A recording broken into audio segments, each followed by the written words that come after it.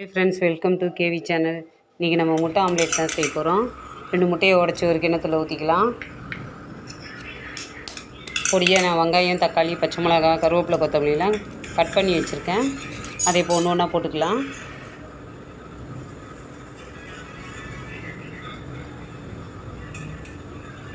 தக்காளியை தோலை எடுத்து கட் பண்ணி வச்சுருக்கேன். நான் பெப்பர் சால்ட்டும் போட்டுக்கலாம். போட்டு நல்லா கலந்து விட்டுக்கலாம். நல்லா கலக்கிட்டு நம்ம இப்போ தோசைக்கல்லில் எண்ணெய் தடவிட்டு ஊற்றிடலாம். இது நல்லா சாஃப்டாக நல்லாயிருக்கும் ஃப்ரெண்ட்ஸ். நீங்களும் செஞ்சு பாருங்கள். எப்படி இருந்ததுன்னு கமெண்டில் சொல்லுங்கள்.